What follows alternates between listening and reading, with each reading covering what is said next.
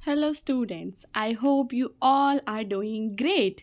So students, आज के इस वीडियो में हम आपके MGPE 11 यानी कि ह्यूमन सिक्योरिटी के कुछ important questions and repeated topics को डिस्कस करेंगे in both languages, Hindi and English. So students, फटाफट से चलते हैं हमारे पहले टॉपिक पे. जो हमारा पहला टॉपिक है, इसके अंदर आपसे पूछा गया है what do you mean by human security and it's scope. So student, सबसे पहले आपको बताना है कि ह्यूमन सिक्योरिटी से क्या मतलब होता है एंड इसका स्कोप क्या है. So human security is a concept. Human security क्या है? It is a concept. यह एक अवधारणा है that extend the traditional idea, जो सुरक्षा के पारंपरिक विचार को idea of security beyond military protection. वो क्या कहता है कि केवल मिलिट्री प्रोटेक्शन ही सिक्योरिटी नहीं है, कि बॉर्डर पे सिक्योरिटी खड़ी है, वो सिक्योरिटी नहीं है, उससे ज़्यादा है. सिक्योरिटी जो है उसके अंदर जो व्यक्ति है उसकी सेफ्टी, उसका वेलबींग भी आता है. सो मानव सुरक्षा एक ऐसी अवधारणा है जो सुरक्षा के पारंपरिक विचार को सैन्य सुरक्षा से आगे बढ़ाकर व्यक्तियों की सुरक्षा और भलाई को शामिल करती है. इसके अंदर यह लोगों को गंभीर और व्यापक खतरों और स्थितियों से सुरक्षा पर जोर देती है. यानी कि ये किस चीज़ पे जोर देती है? On the protection of people from critical and pervasive threats. यानी कि जो आने वाले व्यापक खतरे हैं उनसे ये क्या करती है? लोगों को प्रोटेक्ट करती है. जो क्या कर सकते हैं? जो व्यक्ति हैं उनके जीवन को, उनकी आजीविका को, गरिमा को खतरे में डाल सकते हैं. अब हम बात करेंगे इसके डिटेल्ड लुक की. सबसे पहले हम बात करेंगे इसकी डेफिनेशन की, यानी कि परिभाषा की. जो ह्यूमन सिक्योरिटी है, it refers to safeguarding individuals. किस चीज़ से रेफर करता है? इसका क्या तात्पर्य है? ह्यूमन सिक्योरिटी यानी कि मानव सुरक्षा जो है, इसका क्या तात्पर्य है?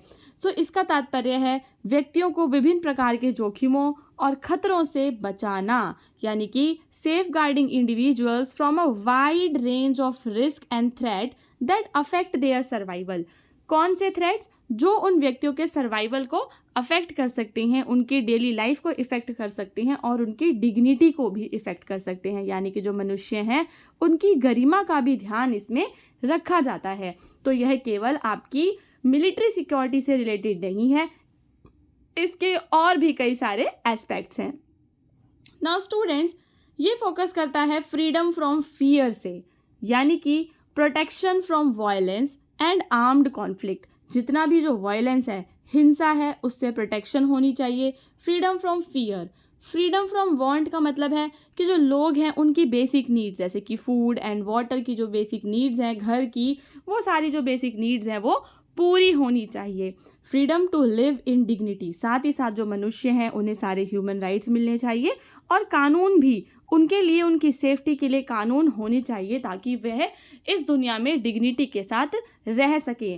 सो ह्यूमन सिक्योरिटी के अंदर आपके तीन क्या क्या चीज़ें आती हैं? First is freedom from fear, second is freedom from want and third is freedom to live in dignity. So students, यानी कि यह जो है ये किन चीज़ों पे केंद्रित है? हिंदी वाले स्टूडेंट्स के लिए मैं बता दूं, पहला है भय से मुक्ति, दूसरा है अभाव से मुक्ति और तीसरा क्या है? सम्मान पूर्वक जीने की स्वतंत्रता. तो यह इन तीनों पर क्या है? केंद्रित है. नाउ स्टूडेंट्स, हम बात करेंगे ह्यूमन सिक्योरिटी के स्कोप के बारे में. The scope of human security is broad. जो ह्यूमन सिक्योरिटी है इसका जो स्कोप है काफ़ी ज़्यादा ब्रॉड है एंड इनकम्पासेस सेवरल डायमेंशंस. और इसकी जो है कई सारी डायमेंशंस हैं. फॉर एग्जांपल, सबसे पहले हम बात करेंगे इसकी इकोनॉमिक सिक्योरिटी की, आर्थिक सुरक्षा की डायमेंशन की. Ensuring individuals have a stable income. इसके अंदर जो सिक्योरिटी है वो क्या कहती है कि जो इंडिविजुअल्स हैं, जो व्यक्ति हैं, उनके पास कैसी इनकम होनी चाहिए? स्थिर आय होनी चाहिए. उनकी जो इनकम है वह स्टेबल होनी चाहिए और जो व्यक्ति हैं उनके पास बेसिक रिसोर्सेज यानी कि बुनियादी संसाधन भी होने चाहिए. Preventing extreme poverty and economic exploitation, ताकि वो अत्यधिक गरीबी और आर्थिक शोषण से बच सकें. सो स्टूडेंट्स, आपको आर्थिक सुरक्षा समझ में आ गया. अब हम बात करेंगे खाद्य सुरक्षा की, फूड सुरक्षा की. यानी कि जो व्यक्ति हैं उनके पास adequate, safe and nutritious food होना चाहिए. सभी व्यक्तियों के लिए पर्याप्त, सुरक्षित और पौष्टिक भी होना चाहिए खाना. तो इसे कहते हैं फूड सिक्योरिटी. उसके बाद हम बात करेंगे हेल्थ सिक्योरिटी की, यानी कि protecting people from diseases and ensuring access to health care services. सभी लोगों को बीमारियों से बचाना और स्वास्थ्य सेवा तक पहुंच सुनिश्चित करना, ये आता है किसमें? हेल्थ सिक्योरिटी में, कि जो लोग हैं उन्हें किससे बचा रहे हैं हम? डिजीज़ से बचा रहे हैं। देन हम बात करेंगे एनवायरमेंटल सिक्योरिटी की। तो ये सेफगार्ड करती है against environmental degradation, natural disasters and ensuring sustainable development. ये 3 चीज़ों की बात करेगी कि जो हमारा एनवायरनमेंट है वो डिग्रेड ना हो, कोई नेचुरल डिज़ास्टर ना आए, उससे हमें बचाया जाए, साथ ही साथ क्या हो? सस्टेनेबल डेवलपमेंट हो, यानी कि जो विकास है वो कैसा हो? सतत विकास हो। ठीक है। इसके बाद हम बात करेंगे personal security and community security की। पर्सनल सिक्योरिटी का मतलब है जो व्यक्ति हैं उनकी इंडिविजुअल, प्रोटेक्टिंग देयर इंडिविजुअलनेस, जैसे कि उनको फिजिकल वायलेंस से, क्राइम से बचाना, व्यक्तियों को शारीरिक हिंसा, अपराध और मानव अधिकारों के हनन से बचाना, ह्यूमन राइट्स के अब्यूजेस से बचाना भी पर्सनल सिक्योरिटी के अंदर आता है। उसके बाद कम्युनिटी सिक्योरिटी में क्या आता है students? ensuring the safety and cohesion of communities, protecting them from ethnic and sectarian violence and promoting social inclusion। यानी कि जो समुदाय हैं उनकी सुरक्षा और समुदायों की एकता सुनिश्चित करना सामुदायिक सुरक्षा में आता है। जो समुदाय हैं उनको जातीय या सांप्रदायिक हिंसा से यहाँ पे बचाने की बात की जाती है, और सामाजिक समावेशन को बढ़ावा देना भी इसमें शामिल होता है। जो पॉलिटिकल सिक्योरिटी है उसके अंदर आता है जो व्यक्ति हैं उन्हें पॉलिटिकल, राजनीतिक दमन से बचाना, और जो व्यक्ति हैं उनकी राजनीति में जो भागीदारी है, पार्टिसिपेशन है जो उनका, वो भी बढ़े, साथ ही साथ उनके जो सिविल राइट्स हैं वो भी सेफगार्ड हों। सो स्टूडेंट्स, ये थी different dimensions of human security. अब हम चलते हैं अपने दूसरे टॉपिक पे, जो कि आपका one of the most important topic है। इसके ऊपर हमारी एक लंबी चर्चा होने वाली है। सो स्टूडेंट्स, हमें बात करनी है कि जो मानव अधिकार हैं उनका इवोल्यूशन कैसे हुआ। तो हम इसके अंदर अलग अलग जो हिस्टोरिकल पीरियड्स हैं उनके अकॉर्डिंग अपने आंसर को लिखेंगे। आप चाहें तो इसमें से इम्पॉर्टेंट पॉइंट्स को नोट डाउन कर सकते हैं, ताकि ये जो आंसर है आपका लर्निंग इतना हो जाए कि आप उसे याद कर सकें, मेमोराइज कर सकें। So let's discuss evolution of concept of human rights. The concept of human rights has evolved significantly over centuries। सदियों से जो ह्यूमन राइट का कॉन्सेप्ट है वो इवॉल्व होता आया है, reflecting changes in societal values, legal frameworks and philosophical understanding of what it means. और ये भी जो ह्यूमन राइट्स है इसका जो मीनिंग है वो भी काफ़ी ज़्यादा इवॉल्व होता आया, जैसे कि एंशंट पीरियड में कुछ और था, आज कुछ और है। तो अब हम इसके इवोल्यूशन को देखेंगे। सबसे पहले हम बात करेंगे एंशंट और मेडिवल पीरियड की। जो हमारी एंशंट सिविलाइजेशंस थी वो क्या करते थे? Early ideas about rights and justice can be found in ancient civilisation, the code of Hammurabi. ठीक है, ये यहाँ पे एक कोड है। कोड का मतलब क्या? रूल। तो जो कोड ऑफ हम्मुराबी है बेबीलोन में, उसने एक लीगल फ्रेमवर्क रखा जिसके अंदर राइट्स से रिस्पॉन्सिबिलिटीज़ थी व्यक्तियों की। और इसी तरह से एंशंट ग्रीक फिलॉसफी में पर्टिकुलरली प्लेटो और एरिस्टोटल जब डिस्कस करते हैं जस्टिस को, नेचुरल लॉ को, तो हम देखते हैं कि वो राइट्स के बारे में बात करते हैं। सो अधिकारों और न्याय के बारे में जो शुरुआती विचार हैं वो प्राचीन सभ्यताओं से ही चले आ रहे हैं। ठीक है, बाबुल में हम्मुराबी की संहिता, ठीक है, बेबीलोन, ठीक है, सॉरी वहाँ पे स्पेलिंग मिस्टेक हो रखा है। बेबीलोन में जो हम्मुराबी थी उसकी संहिता लगभग 1754 ईसा पूर्व ने एक कानूनी ढांचा स्थापित किया। इस संहिता ने क्या किया? एक कानूनी ढांचा, हम्मुराबी की संहिता ने कानूनी ढांचा स्थापित किया जिसमें जो व्यक्ति हैं उनके अधिकार और जिम्मेदारियां शामिल थीं। इसी तरह प्राचीन ग्रीक दर्शन, विशेष रूप से प्लेटो और अरस्तु के कार्यों ने न्याय और प्रकृति कानूनों पर चर्चा की। उसके बाद हम बात करेंगे रिलीजियस टेक्स्ट में क्या हमें ह्यूमन राइट्स के बारे में कुछ बात मिलती है। So many religious traditions have articulated principles of human dignity and moral obligations.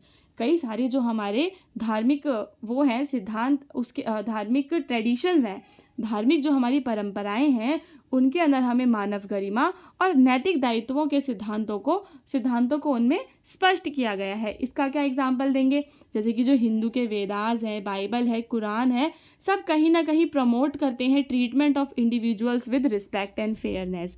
यानी कि जो हमारे रिलीजियस टेक्स्ट हैं उनमें भी अधिकारों की बात की जाती है। उनमें क्या कहा जाता है कि जो व्यक्ति है उसे क्या है, उसे अधिकार है सम्मान और निष्पक्षता के साथ रहने का। उसके साथ जो व्यवहार है वो कैसा होना चाहिए, सम्मानजनक होना चाहिए। तो यहाँ पे हमने पहले क्या बात की, एंशिएंट सिविलाइजेशन की बात की, जो पुरानी सभ्यताएं थी वहाँ की हमने बात की, जिसमें हमने प्लेटो और एरिस्टोटल के बारे में बताया। फिर हम किसके बारे में बताएंगे, हम बताएंगे रिलीजियस टेक्स्ट के बारे में, कुरान और बाइबल और वेदास के बारे में, जिनके अंदर ये कहा जाता है कि जो व्यक्ति हैं उन्हें सम्मान और निष्पक्षता के साथ उनके साथ व्यवहार करना चाहिए व्यक्तियों को। उसके बाद हम बात करेंगे 1215 के मैग्ना कार्टा की। ये यहाँ पे इम्पॉर्टेंट है। जो मैग्ना कार्टा था 1215 का, it was signed in England with a landmark document that limited the powers of the king. तो जब 1215 का मैग्ना कार्टा आया, उसने किंग की जो पावर है उन्हें क्या कर दिया, लिमिटेड कर दिया, and led the foundation for development of individual rights. और वहीं से फाउंडेशन रखा गया किसका, इंडिविजुअल राइट्स के डेवलपमेंट का, इंडिविजुअल लिबर्टीज का। It establish the principle that everyone including the king was subject to the law. और उसने किस प्रिंसिपल की बात की कि हर एक व्यक्ति इंक्लूडिंग द किंग वो भी कानून से क्या है, कानून के अधीन है। तो पहली बार ये बात 1215 के मैग्ना कार्टा में की गई। फिर 1215 में इंग्लैंड में हस्ताक्षरित मैग्ना कार्टा एक महत्वपूर्ण दस्तावेज था, जिसने राजा की शक्तियों को सीमित कर दिया और व्यक्तिगत अधिकारों और स्वतंत्रताओं के विकास की नींव रखी। इसने यह सिद्धांत स्थापित किया कि राजा सहित हर कोई जो है वो कानून के अधीन है। एनलाइटनमेंट फिलोसोफर्स, यानी कि अब हम बात करेंगे नव जागरण की, पुनर्जागरण की। तो एनलाइटमेंट हुआ फिलोसोफर्स का। द एनलाइटमेंट पीरियड कब से कब तक है, 17वीं और 18वीं सदी की बात हो रही है, जब डेवलपमेंट हुआ ह्यूमन राइट्स के कॉन्सेप्ट्स का। सो स्टूडेंट्स, अब यहाँ पे क्या आने लग गए, कॉन्सेप्ट्स आने लग गए। जो बड़े बड़े पॉलिटिकल साइंस के फिलोसोफर्स थे, राजनीतिक चिंतक थे, उन्होंने क्या किया, कॉन्सेप्ट ऑफ ह्यूमन राइट की बात करनी शुरू कर दी। जैसे कि जॉन लॉक, जैन जियाक रूसो, वॉलेटायर, इन्होंने आर्ग्यू किए, नेचुरल राइट्स की बात शुरू हो गई। नेचुरल राइट्स यानी कि वो अधिकार जो व्यक्ति के पास जन्म से ही होते हैं। तो इन्होंने बात की कि जो नेचुरल राइट्स हैं इंडिविजुअल्स के, उसमें लाइफ, लिबर्टी एंड प्रॉपर्टी का अधिकार आता है। These ideas influence the development of modern democratic state। और कहीं ना कहीं आज जो स्टेट्स बने, आज जो सरकारें बनती हैं, वो इन आइडियाज़ को अपने अंदर इंक्लूड भी करती हैं। प्रबोधन काल कब से कब तक है, 17वीं और 18वीं शताब्दी में मानव अधिकारों की अवधारणा में महत्वपूर्ण विकास हुआ। John Locke, Jean Jacques Rousseau और वॉलेटायर जैसे दार्शनिकों ने जीवन, स्वतंत्रता और संपत्ति सहित व्यक्तियों के प्राकृतिक अधिकारों के पक्ष में तर्क दिया। इन विचारों ने आधुनिक लोकतांत्रिक राज्यों के विकास को प्रभावित किया। आज जो हमारे लोकतांत्रिक राज्य हैं उनका विकास इन्हीं कारणों के वजह से, इन्हीं जो अधिकार हैं इनके कारण ही हो पाया है। अब यहाँ पे हम बात करेंगे अमेरिकन डिक्लेरेशन ऑफ इंडिपेंडेंस की। ये है, इसकी बात आपको ज़रूर करनी है इवोल्यूशन ऑफ ह्यूमन राइट्स के अंदर, अमेरिकी स्वतंत्रता की घोषणा। So the American declaration of independence asserted that all man are created equal. क्या कहा उसमें कि सारे जो मैन हैं they all are equal and endowed with unalienable rights, यानी कि उनके पास ऐसे अधिकार हैं जो उनसे कभी भी छीने नहीं जा सकते।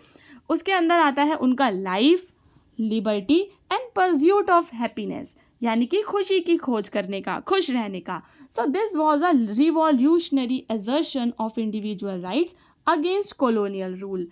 तो यानी कि जो अमेरिका की स्वतंत्रता की घोषणा थी उसके अंदर क्या बात कही गई कि सभी मनुष्य समान बनाए गए हैं और जीवन, स्वतंत्रता और खुशी की खोज सहित अपरिवर्तनीय अधिकारों से संपन्न है। उनके पास ऐसे अधिकार हैं जो उनसे छीने नहीं जा सकते और उन अधिकारों में कुछ भी परिवर्तन नहीं किया जा सकता। और यही था उनका औपनिवेशिक शासन के खिलाफ व्यक्तिगत अधिकारों का एक क्रांतिकारी दावा।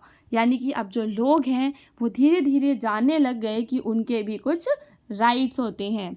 नाउ स्टूडेंट्स, इसके अंदर हम फ्रेंच डेक्लेरेशन की भी बात करेंगे कि जो फ्रेंच डेक्लेरेशन है of rights of man and of the citizens 1789, this declaration emerging from the French revolution, ये किससे आया था? फ्रांसीसी क्रांति से आया था। Proclaim that all man are born free, कि जो सभी मनुष्य हैं वो स्वतंत्र पैदा होते हैं और सभी मनुष्य जो हैं वो बराबर हैं, उनके पास इक्वल राइट्स हैं। So it emphasise the principles of liberty, property, security and resistance. So इसने किन किन प्रिंसिपल्स को जन्म दिया? स्वतंत्रता को, संपत्ति को, सुरक्षा को और उत्पीड़न के प्रतिरोध को भी फ्रेंच रेवोल्यूशन ने जन्म दिया, इन सारे सिद्धांतों को। उसके बाद हम बात करेंगे 19th and early 20th century की। अब क्या हुआ? अबॉलिशन ऑफ स्लेवरी की बात करेंगे। जब 19th सेंचुरी के अंदर सिग्निफिकेंट ह्यूमन राइट्स एडवांसमेंट हो गए कि जो अब ह्यूमन राइट का जो कॉन्सेप्ट है वो इतना ज़्यादा डेवलप हो चुका था कि अब वो अलग अलग जो देश हैं वो एकजुट होने लग गए थे। ठीक है, तो बात हुई अबॉलिशन ऑफ स्लेवरी की in many parts of the world. World के कई सारे पार्ट्स में स्लेवरी जो है उसे क्या कर दिया गया था? अबॉलिश कर दिया गया था। The movement was driven by moral, economic and political factors and was a major step towards recognizing the inherent dignity of all individuals. तो ये सारे इंडिविजुअल्स की डिग्निटी को रिकॉग्नाइज करने का एक मेजर स्टेप था। तो गुलामी का उन्मूलन, 19वीं सदी ने दुनिया के कई हिस्सों में गुलामी के उन्मूलन के साथ महत्वपूर्ण मानव अधिकार प्रगति देखी। यह आंदोलन नैतिक, आर्थिक और राजनीतिक कारकों द्वारा संचालित था और सभी व्यक्तियों की अंतर्निहित गरिमा को मान्यता देने की दिशा में एक बड़ा कदम था। यानी कि जो अबॉलिशन ऑफ स्लेवरी है वो सभी व्यक्तियों के लिए बड़ा कदम था, क्योंकि यह उनकी अंतर्निहित गरिमा को मान्यता देता था, उनकी इनहेरेंट डिग्निटी को मान्यता देता था, रिकॉग्नाइज करता था। अब हम बात करेंगे वुमेन राइट्स मूवमेंट की कि late 19th and early 20th century में जो वुमेन सफरेज मूवमेंट्स हैं उनका उदय हुआ। जो महिलाएं हैं वो क्या करने लग गई? मत अधिकारों की मांग करने लग गई। Advocating for women's right to vote and participate equally in society. और वो क्या चाहती थी? They want to participate equally in the society. This period marked a significant shift towards gender equality. और ये जो पीरियड है इसमें क्या हुआ? शिफ्ट हुआ टूवर्ड्स जेंडर इक्वेलिटी। सो महिला अधिकार आंदोलन 19वीं शताब्दी के उत्तरार्ध और 20वीं शताब्दी की शुरुआत में महिला मताधिकार आंदोलनों का क्या हुआ? उदय हुआ, जिसने महिलाओं के वोट देने और समाज में समान रूप से भाग लेने के अधिकार की वकालत की। इस अवधि में लैंगिक समानता की दिशा में एक महत्वपूर्ण बदलाव को चिन्हित किया। अब हम बात करेंगे पोस्ट वर्ल्ड वॉर एरा की। जब वर्ल्ड वॉर 2 हो गया तो उसके बाद क्या आया, ये इंपॉर्टेंट है। ये है Universal Declaration of human Rights 1948। So in response to the atrocities of the World War 2 में जो भी एट्रोसिटीज़ हुई, जितना भी मानव अधिकारों का उल्लंघन हुआ, the United Nation adopted the Universal Declaration of human Rights. तो यूनाइटेड नेशन ने क्या किया? Universal Declaration of human Rights को अडॉप्ट किया in 1948। This landmark document outline fundamental human rights to be universally protected. इस लैंडमार्क डॉक्यूमेंट में क्या लिखा था कि जो फंडामेंटल ह्यूमन राइट्स हैं उन्हें यूनिवर्सली प्रोटेक्ट किया जाएगा, including civil, political, economic, social and cultural rights को भी प्रोटेक्ट किया जाएगा। सो स्टूडेंट्स, यहाँ पे आपको किसकी बात करनी है कि जब वर्ल्ड वॉर 2 हुआ तो उसके अंदर जो भी हिंसा हुई, जो भी मानव अधिकारों का हनन हुआ, उसके जवाब में यूनाइटेड नेशन क्या लेकर आया?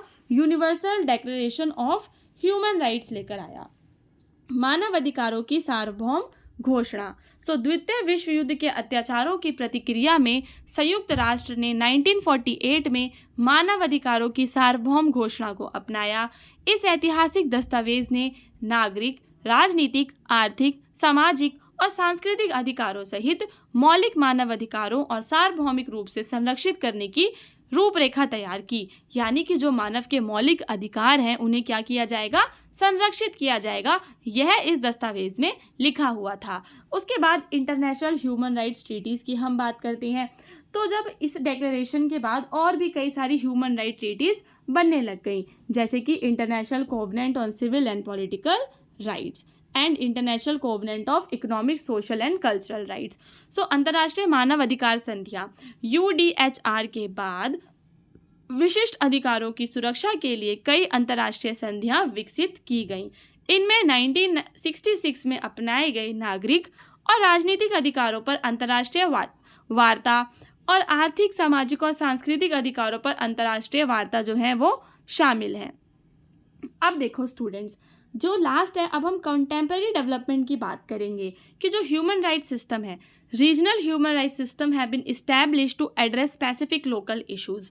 अब हर जगह पे ये इस्टेब्लिश होने लग गए हैं, लोकल इश्यूज को ये लोग मानने लग गए हैं। दीज इंक्लूड जैसे कि European convention on human rights, American convention, African charter, अब तो बहुत सारे बन गए हैं। क्षेत्रीय मानव अधिकार प्रणालियाँ बन चुकी हैं, जैसे कि अमेरिकी मानव अधिकार अभिसमय, यूरोपीय मानव अधिकार अभिसमय और अफ्रीका में जो है मानव और लोगों के अधिकार पर एक चार्टर। इसके बाद जो राइट्स हैं इनका एक्सपेंशन भी हो चुका है। The concept of human rights has expanded to include new categories such as environmental rights इसमें आ गए, डिजिटल राइट्स इसमें आ गए और LGBTQ राइट्स भी इसके अंदर आ गए।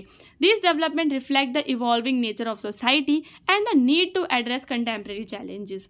सो अधिकारों का विस्तार, मानव अधिकारों की अवधारणा का जो विस्तार है उसके अंदर अब पर्यावरण के मुद्दे भी आने लग गए हैं, डिजिटल अधिकार और LGBTQ+ के अधिकार भी इसी में शामिल हो गए हैं। ये विकास समाज की बदलती प्रकृति और समकालीन चुनौतियों का सामना करने की आवश्यकता को दर्शाते हैं। सो स्टूडेंट्स, इसके बाद हम ह्यूमन राइट ऑर्गेनाइजेशंस की बात करेंगे। कई सारे NGOs हैं, इंटरनेशनल बॉडीज़ हैं, जैसे कि Amnesty International, Human Rights Watch and the UN Human Rights Council. They work to monitor, protect and promote human rights globally. ये काम करते हैं ह्यूमन राइट्स को पूरे ग्लोब में प्रोटेक्ट करने के लिए। तो मानव अधिकार संगठनों की बात करना बहुत ही ज़रूरी है। Amnesty International, human right watch और संयुक्त राष्ट्र मानव अधिकार परिषद जैसे कई गैर सरकारी संगठन और अंतर्राष्ट्रीय निकाय वैश्विक स्तर पर मानव अधिकारों की निगरानी, सुरक्षा और संवर्धन के लिए काम करते हैं। सो स्टूडेंट्स, मुझे उम्मीद है कि आपको ये पूरा का पूरा इवोल्यूशन समझ में आ गया होगा। इसको आप अपने अकॉर्डिंग ईजी वे में लिख लेना ताकि आप इसे स्टेप बाय स्टेप याद कर सकें। So the evolution of human right concept reflects a growing recognition of inherent dignity, equality to all human beings. ये सारी चीज़ें जो हैं आप निष्कर्ष में लिख देंगे कि जो मानव अधिकार की अवधारणा का विकास है सभी मनुष्यों की अंतर्निहित गरिमा और समानता को बढ़ावा देता है। प्राचीन कानूनी संहिताओं से लेकर आज तक, ठीक है, जो मानव अधिकार की यात्रा है वह नई चुनौतियों के अनुरूप ढलती रही है और प्रत्येक व्यक्ति की सुरक्षा और सशक्तिकरण सुनिश्चित करने के लिए अपने दायरे का विस्तार करने के लिए अभी भी जारी है। यानी कि एंशंट लीगल कोड से लेकर आज तक मॉडर्न इंटरनेशनल ट्रीटीज़ तक जो ह्यूमन राइट्स है ये कंटिन्यू करता है, न्यू चैलेंजेस को अडेप्ट करता आया है। सो स्टूडेंट्स, अगर आपको ये वीडियो अच्छा लगा और आपको जो आंसर्स हैं वो बहुत ही अच्छे से समझ में आ गए तो आप हमारे चैनल को सब्सक्राइब कर सकते हैं, वीडियो पे लाइक एंड कमेंट भी कर सकते हैं। अब हम मिलेंगे अपने अगले वीडियो में जिसके अंदर हम कुछ और टॉपिक्स को डिस्कस करेंगे। इस वीडियो के अंदर हम केवल 2 ही टॉपिक्स को डिस्कस कर पाए क्योंकि दोनों टॉपिक्स ही बहुत ज़्यादा बड़े थे।